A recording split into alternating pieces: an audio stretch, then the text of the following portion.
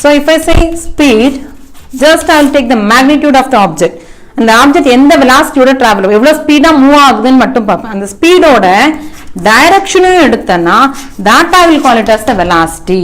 So if I consider only the speed, only the magnitude of the speed, that I will take it as the speed. Magnitude or direction எடுத்தா அது velocity. So here speed is a scalar quantity and velocity is a vector quantity. So the speed or velocity is nothing but distance traveled by time taken is speed.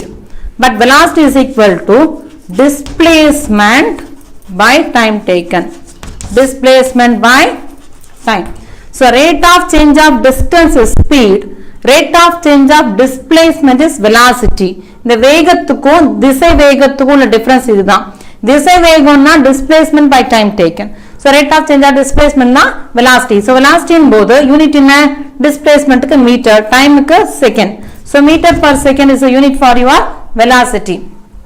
Dimension formula எழுதணும்னா LT power minus 1. So unit will be the same for both speed and velocity. Here vector quantity is velocity, scalar quantity is your speed.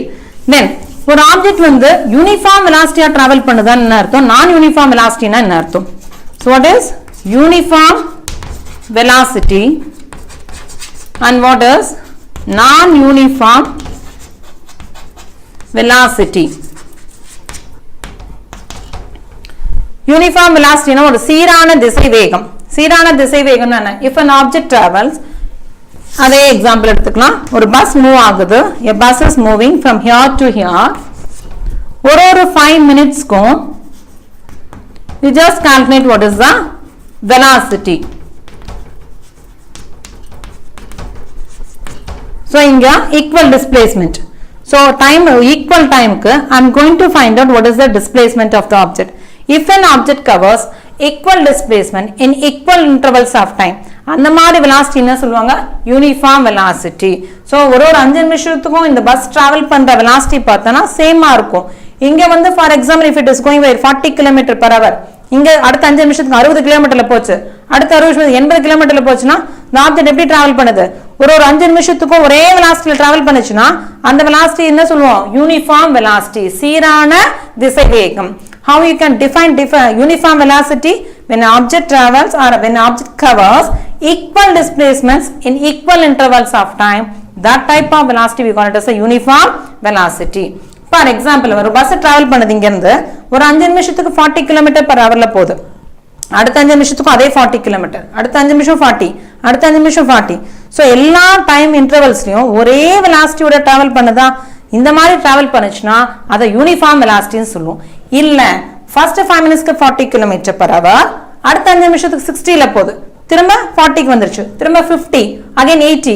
So ஒரு time இன்டர்வலுக்கும் அதோட velocity change ஆயிட்டே இருந்ததுன்னா that type of velocity we call it as a non uniform velocity. சீரற்ற அல்லது மாறும் திசை வேகம்னு சொல்வாங்க. non uniform velocity னா என்ன? சீரற்ற அல்லது மாறும் திசை வேகம். So non uniform velocity ஆனா அதோட average velocity எப்படி கண்டுபிடிப்பேன்? இப்போ ஒரு பஸ் இங்க இருந்து போகுது, for example it is going from Koyambedu to Tambaram போகுதுன்னா யூனிஃபார்ம் velocity-ஆ இருந்ததுன்னா என்ன சொன்ன 40 km per hour-ல போகுதுன்னா அப்படி எழுதிடலாம். So velocity of the object, அந்த பஸ்ஸோட velocity எப்படி டிராவல் பண்ணிருக்குன்னா கோயம்பேடுல இருந்து தாம்பரத்துக்கு 40 km per hour-னு சொல்லிடலாம்.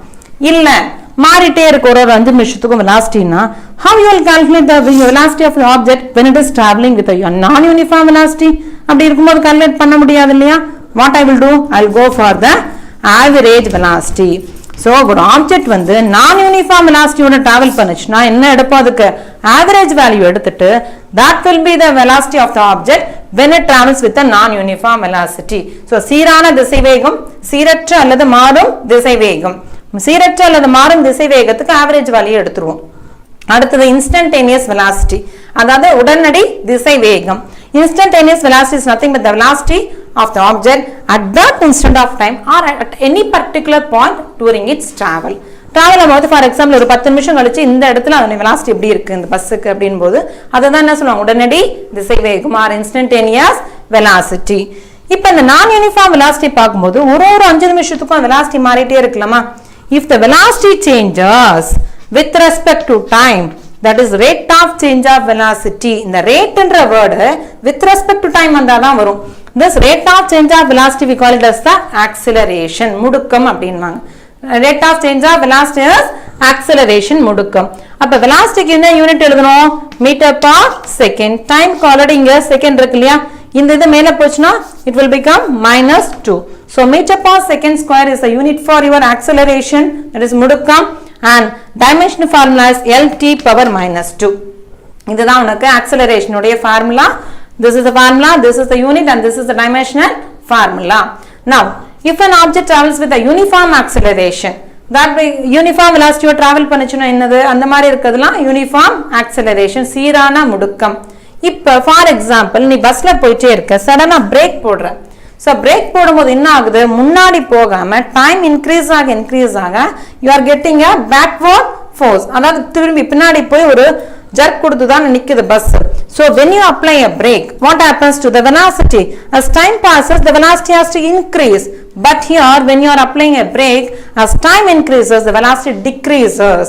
This we call it as the negative acceleration. So if the velocity decreases with respect to time, that we call it as the negative acceleration or deceleration. எதிர் முடக்கம் அப்படின்வாங்க. Clear?